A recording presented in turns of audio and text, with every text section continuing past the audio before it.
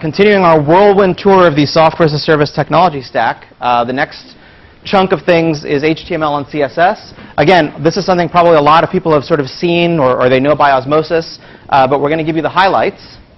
And in terms of our big picture, we kind of just finished talking about the top tier of client-server, HTTP, and so on, and we're now moving on to one more level of detail, which is how do you represent the stuff that the browser is asking for?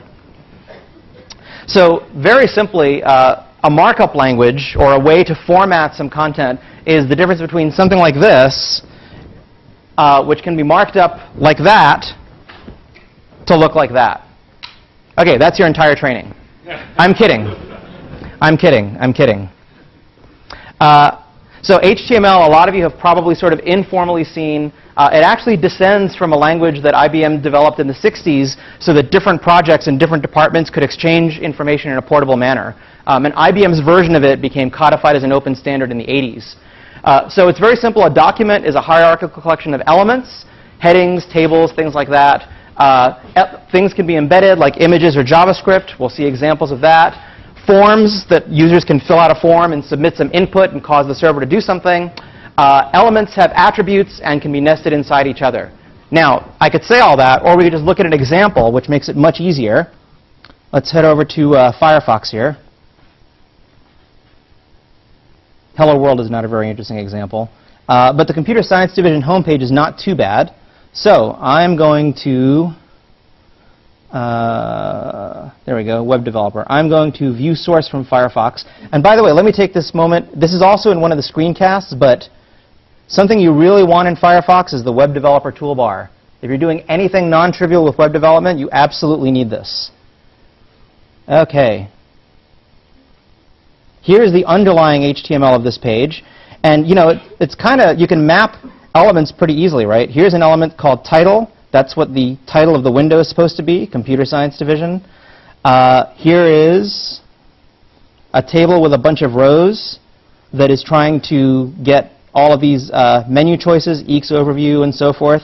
But you know, what's kind of important to notice about this, they've indented the elements here to make it easier to read, although indentation isn't part of HTML. But you can see that for every opening tag, so here's an opening TR, somewhere there's going to have to be a close tag TR that matches it. And that's, yep, there it is, right? So everything inside the tag is collectively the contents of the element. Some elements, like this anchor, have some content, right? So the anchor has an attribute, the href attribute, which tells where the link is going to go, but the actual content is the thing that appears on the screen. So that's that. Right? So more detail in the book. That's the very general idea. Elements are nested. They can have attributes. Of particular interest among the attributes is the ID and class attributes, which were introduced 2 or 3 years after HTML sort of made its debut on the big stage, because this is now the preferred way to apply visual formatting to a page. So let's very briefly talk about how that works. And that is cascading style sheets. So the idea behind CSS is that you separate the visual appearance of the page from the logical structure of the page. You put them in completely separate documents. And there's a lot of reasons you might want to do this. One reason that a lot of people actually don't always think of is accessibility. For people who have visual impairments or other impairments, keeping the structure and content of the page completely free of any decorations or gingerbread makes it easier, for example, for screen reading software to figure out what the logical pieces of the page are. Branding or targeting. You might want to have essentially the same page or the same service, but if you're offering it to different customers, those customers might want to make it look more like to match their branding, and I'll show you an example in a moment. And also, if you're working in a team where the developers and the designers are not the same people, it provides a pretty nice way to separate their concerns and let them work independently. So as a really simple example of that, I've got a couple of other browser tabs open here that we can look at. This is a site that I actually run. This is, if you ever want to see great community theater in Alameda, talk to me. This is the ticket buying and customer relationship software which I wrote. It was kind of my gift to them. This tab is the same software running for a different theater, a San Francisco one, which I also really like. And they're opening a great show this week. Ask me about it. But what's interesting about these two is that these are actually the same site. The only difference between these two is that the styling is different. CSS is different. Going back to our friend the developer toolbar, if we turn on display element information, we could see that when we hover over different elements, you see the red outline, and in this kind of upper white bar right here, you see the entire page hierarchy of what's going on with that element. So right now, I've got a red box around custom-made theater company, and you can see that that box is an H1 element. It's inside a div, it's inside another div, and so forth, all the way up to HTML, which is the top level. Absolutely invaluable for troubleshooting stuff. So, how does this actually work? As with so many things in this class, at a basic level, it is really, really simple. And by the way, best practice, and I'll show you an extreme example, is your HTML markup that comes out of your app should have nothing in it about styling. All of the styling should be done separately in CSS. And if you think that's limiting, in a moment I will show you why it's not. So how does it actually work? Well, one thing you have to do is associate the page with the styling information.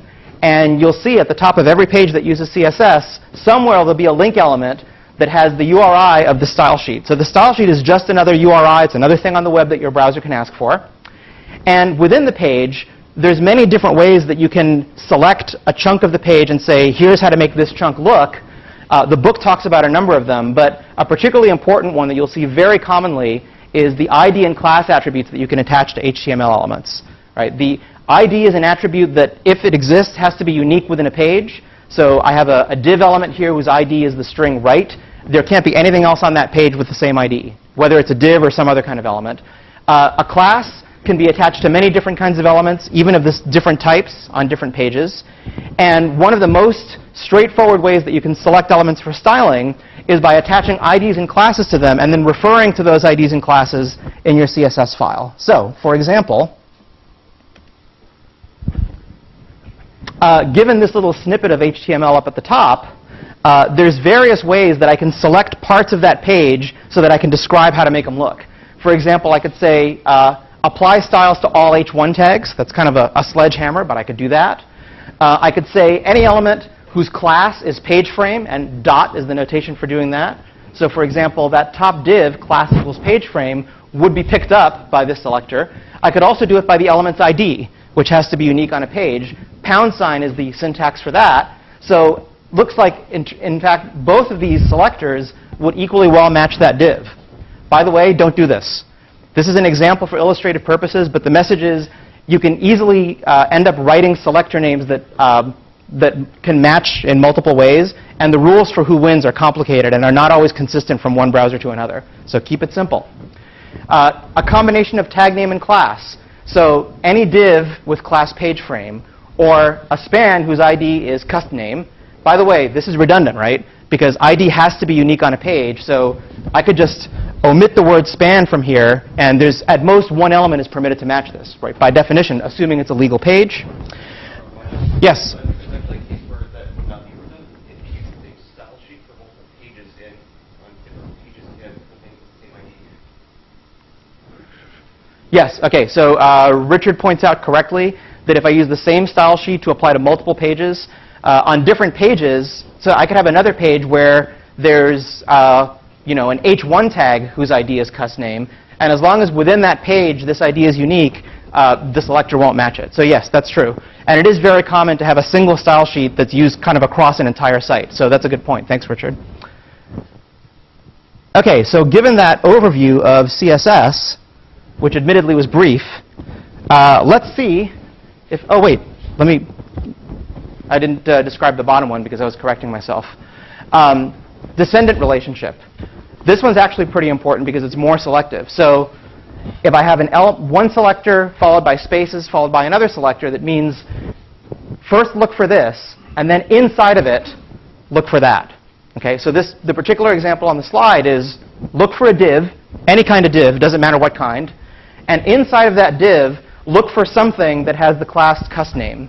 Right, so in this case, well, there's a div. It's the outermost element. And you can see on the fourth line, there's, oops, that's a typo. I'm going to have to fix that. That should have said span class equals cust name for the purposes of the example. When you guys can make a note, I'll fix that.